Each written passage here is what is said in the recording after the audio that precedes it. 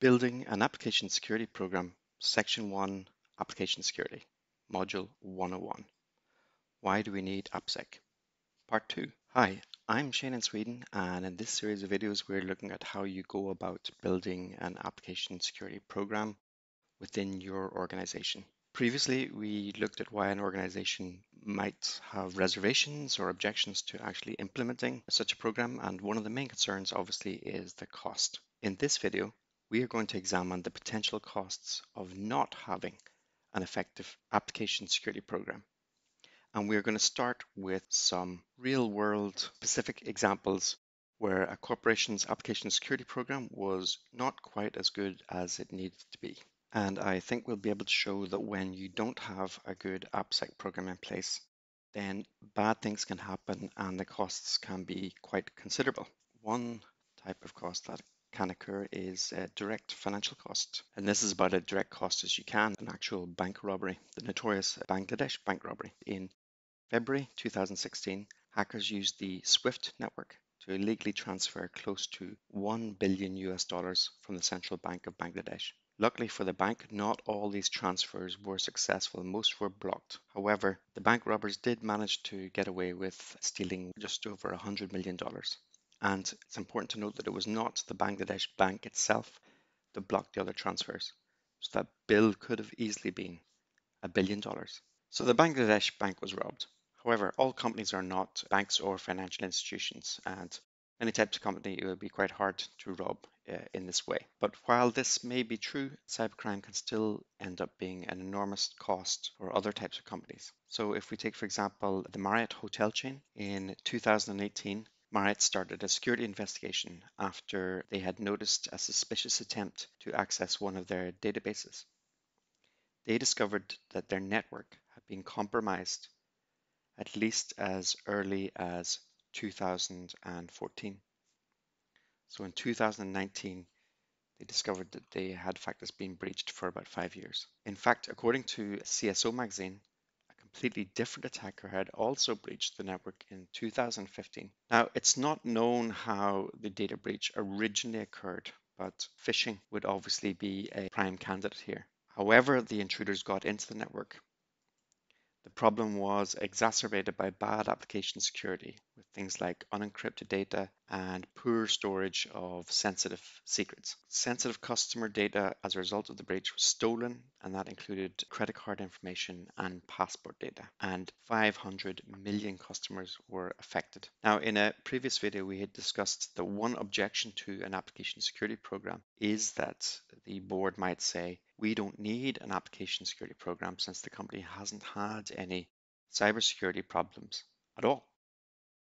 Just remember then that the Marriott network had been breached for at least 5 years without their knowledge, and in fact had been breached by multiple different threat actors. The lawsuits, which resulted in a cost for the Marriott hotel chain of around $28 million, was not the only cost from this particular data breach, as we will see later. Now, when you record sensitive information like credit card data or health data or any sort of personal information, then there is a requirement these days that companies need to be careful with that information. And this requirement is particularly strong inside the EU. Failure to have a good application security program in place to protect sensitive information can lead to compliance failure costs. And we're going to look at one such example. In 2018, a criminal hacker gang managed to modify JavaScript components on British Airways payment web pages. And since this was not noticed by British Airways, it should have been noticed if they had proper application security controls in place. The thieves were able to succeed in stealing credit card information for hundreds of thousands of British Airways customers. And in fact, their security arrangements were considered sufficiently poor by the regulatory bodies that BA was fined under the European GDPR regulations, and the cost was $238 million for BA. So the costs of compliance failure can be quite considerable for companies. And in fact, the costs of compliance failures has actually tripled since around 2016. It is considered that a large part of the reason for this growth was the European General Data Protection Regulation, GDPR. according to a study at least by the law firm Reynolds Porter Chamberlain. And their analysis suggests that this figure will only grow in the future. Now, we mentioned earlier that the Marriott data breach had resulted in a cost as a result of being sued for around $28 million. Well, on top of that, they've also received a fine for about $124 million as a result of the GDPR. And it's not just plans costs or direct costs or being sued by customers that can create problems for the company as a result of cybercrime. Cybercrime can also result in companies actually being unable to carry out their normal business. In the summer of 2017, the Danish shipping firm Maersk was hit by a brutal ransomware attack that encrypted files on their servers all over the world. The cost of the attack for Maersk was around $300 million. Their entire business systems came to a complete stop. And it's not just Maersk that was hit by the same bit of malware, which was called NotPetya. Corporations and governments all over the world were affected. Here are just some of the costs that came out as a result of the NotPetya attack. And we can see that the White House estimated the total figure for this attack across the entire world come in at around $10 billion. Ransomware has become such a problem for companies that it has in fact spawned consultants who specialize in ransomware hostage negotiation. So we have looked at specific examples of data breaches and hacks, but what is the threat picture globally for companies in general? Well, IBM Security produces reports on the cost of data breaches regularly, and it's not very pleasant reading. According to IBM, the probability of a data breach occurring within 2 years for any company is around 30% in 2019, up from 24% in 2014. So the threat is growing and growing rapidly. We can also see from their report that it takes companies a long time to detect data breaches, on average 279 days. And actually, IBM provides a handy online calculator where you can go in and look at different factors and see how it affects what would be the potential cost or the likely cost of a data breach in US dollars. So you can see that the average for all companies around the whole world is for a data breach is $3.9 million. But this is for globally and for all companies in all sectors. So if we instead change it to the United States, you can see the average cost rises to about $8.2 million for all companies. And if we change the sector to financial, that increases to $13 million. And also for companies working in healthcare, that's even higher at $15 million. So using this average figure of $3.9 million and knowing that the average risk of a data breach occurring within 2 years is around 30%, we can do a very simple rough calculation. Okay, so the risk of a data breach for a company is 30% within 2 years. So the risk per year is 15%, and the cost of that data breach is $3.9 million. Then we can see that the risk exposure for an average company globally around the world is around $500,000 to $600,000 per year. So essentially, we can say that if you have an application security program that is effective in deterring a data breach and your application security program costs less than $600,000 a year, then you're making a profit. The cost of not having a sufficiently capable application security program will not only be seen by direct financial losses such as theft or being sued or not being able to carry out your usual business, clients' fines, or damages even. There are also indirect costs that will be faced, such as the cost to your reputation in the markets and within the public.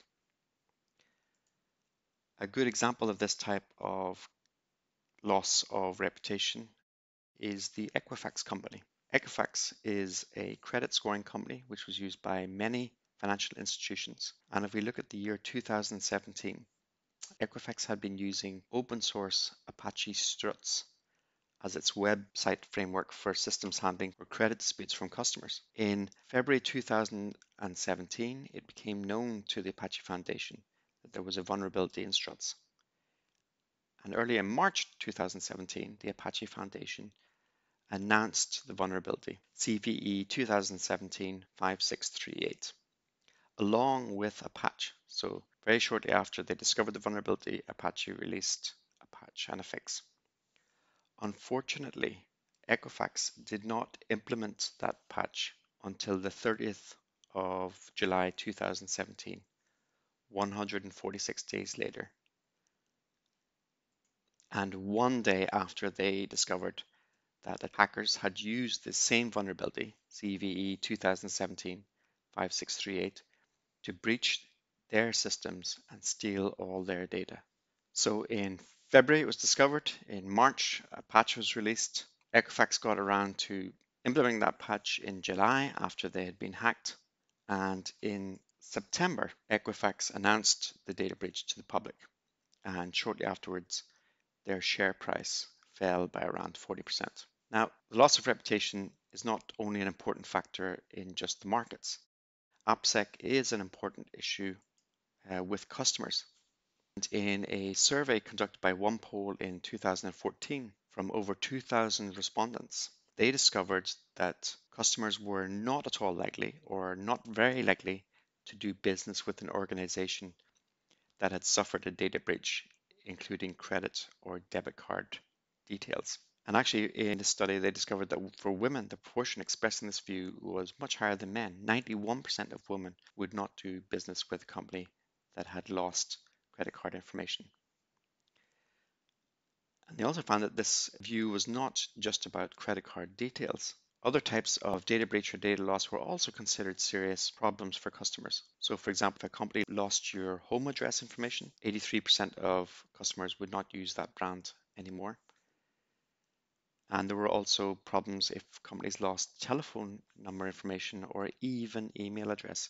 76% of customers said that they would no longer do business with a company that had lost email addresses as a result of a data breach. Well, I think we've made a very good case for an application security program within a company or an organization. There still may be some companies that believe that application security is important in certain situations, but it's still not really something that they need to take responsibility for. So for example, your company might say, we're not a bank, we don't sell stocks and shares, we don't have or work with credit card information or health data or personal information. The fact is these days that all sorts of companies are targets for cybercrime and cyber criminals. And the reality is that all companies these days rely on software and tech and computers. We're all tech companies, we're all vulnerable. Furthermore, we live in a connected world where everyone is connected to everybody else. And that means that what happens to us can affect other organizations and other people. Let's take an extreme example. Okay, we have a company that makes nails. They're not a digital company really, they just make nails. And application security is perhaps, in their consideration, the last thing they need to worry about. Except that they have a website, right? And which company these days doesn't have a website? And it's very simple, it's not central to their business. It just allows people to register and look at videos on how you use their products. So you've got little guidance on what type of nail you might need and how you might use it. Now, this is not important information. It's not central to their business. In fact, if hackers gained access to the website and crashed it or destroyed it, or ransomware locked the whole system so that the website was unavailable, it would not affect the company's business at all. So they do not consider it a priority and they don't have application security in place. Because they don't have application security in place, a hacker managed to break into their website and steals the usernames and passwords for all the people who've registered, and he then sells them on the dark web. So all this stuff has been sold now, all these user information, their passwords and their usernames have been sold on the dark web. And one of these individuals who had registered on the account, he actually is a developer and he works for a company that builds support systems. And now the hacker, because he has this guy's username and password from the nail website, he looks up on LinkedIn, sees that our developer works for this company, and checks out to see if he's using the same account information, the same password on the company website, which he does. So he's now able to go in and maybe change the code of that customer support system. Just like as we saw in the British Airways data breach, they managed to gain access to the code that was being then pushed out on British Airways credit card payment web pages. And maybe this customer support system, which has now been compromised, is being used by a bank or a hospital. Now, is this really likely? Well, we know ourselves that we reuse our passwords over and over again, and people do mix and match their professional email identities with their private Gmail identities, for example, and perhaps register on different websites with their company account, which they probably shouldn't. And it doesn't really matter if the chain leads to a bank or a hospital, we're still all affected. This type of problem where a system or component is produced by another company which your company uses does result in something called supply chain security problems. And it's a very real issue, as you can see here from the UK government advice. And it's a major challenge which we face in application security, as recognized even at government levels. Remember, we saw how British Airways had their JavaScript changed, and we've seen how a vulnerability in one component used by Equifax resulted in the theft of all their data. Supply chain problems can often lead to third-party breaches, which is a real problem. So let's look at supply chain security and third-party data breaches with some real-world examples. The credit card issuer TCM, a bank, they had a data breach which leaked all their applicants' data, and the reason the data was lost, the reason their information was stolen, was because applicants loaded their information to a website managed by a third party. So it wasn't TCM itself, it was another company they used. Ticketmaster had a huge data breach which led to multiple fraudulent transactions. And when they investigated how the data breach had occurred, the result was that they discovered that the customer support system used by Ticketmaster was actually managed by a third party, Invented Technologies, and it had been infected with malware. So it was a third party data breach again. Now here we have a very good example of a company that perhaps doesn't think that their systems are vulnerable. We have Nuance, and they provide software that offers speech and imaging technology. Okay, no sensitive information inside their company, but their software was being used in different branches, including the medical transcription branch, service branch. And as a result of vulnerabilities in their systems, 45,000 patient records were exposed in a data breach. We've also seen many companies that are just careless and lose username and password information with enormous data breaches resulting in lots of usernames, passwords being sold on the dark web. So what have we learned about the costs of not having an effective AppSec program in place? We've learned that cybercrime results in direct financial costs such as theft, damage, loss of business, lawsuit claims, compliance fines, or just simply being unable to do business at all. We've also learned that there are indirect costs, such as loss of reputation within the markets and with your customers. We've learned that according to IBM's calculations, the average company globally has a risk exposure of around $500,000 a year in cybercrime related costs. More if you are based within the US, and more again if you work within the health or financial sectors. If you remember, another objection to the application security program was that the company had not been a victim and they'd never had a problem with cybercrime. And as we saw in the Marriott case, the hack had only been discovered 5 years after it occurred. And remember, the Marriott chain had security teams in place. Now, according to IBM, the risk of a data breach happening within 2 years is around 30% and rising. So in all probability, most companies have already been hacked. A final important point is that while these costs are considerable today, they are rising rapidly. And we must remember that to have an effective application security program in place can take years to get up and running. So for all of us, the clock is ticking. Now, I think we've answered the commercial case. And if you're really just interested in dollars, euros, pounds, and yen, then you can stop watching here because you probably have the answers you need when talking to the board.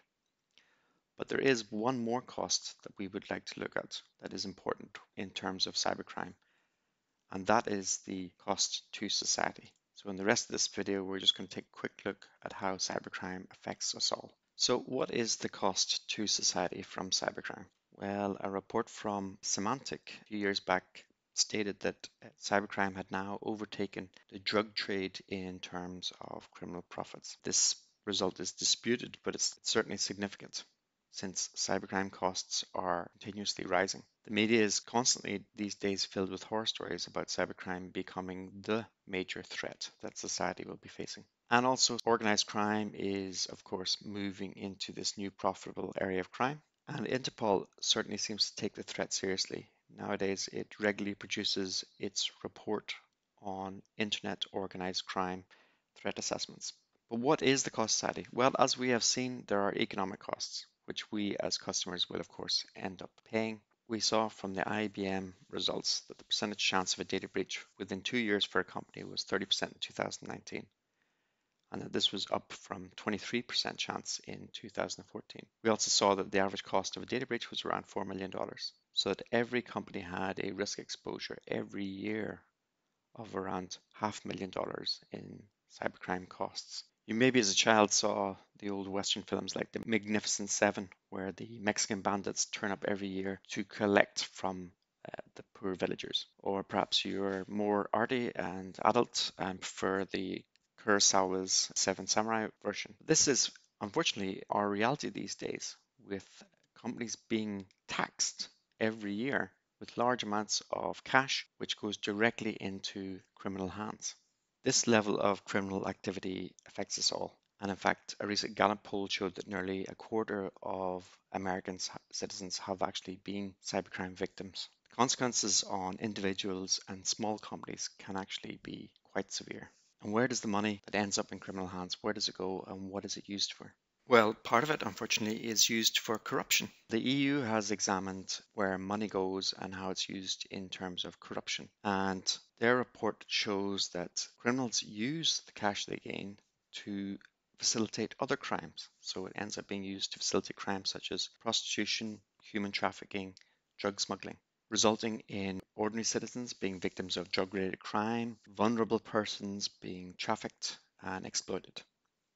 So I think we can see the effects of cybercrime on society are quite severe.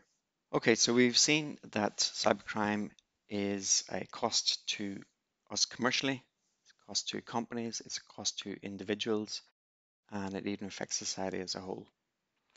So what do we have as our ultimate conclusions in this video? What do we have as our important takeaways? I think we can see that data breaches are everyone's problem.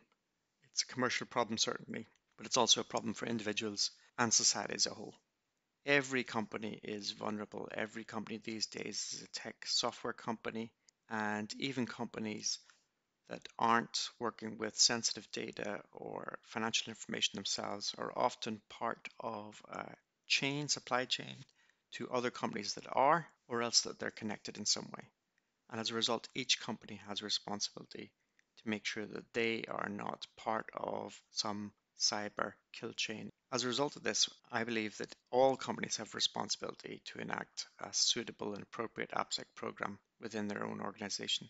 And for many companies, if they don't do this, the result will be financial loss, loss of reputation, becoming a burden to society and individuals, especially their customers. Of course, your company needs you, but I do believe that your company also needs application security. Thank you very much, and I hope you've enjoyed this video.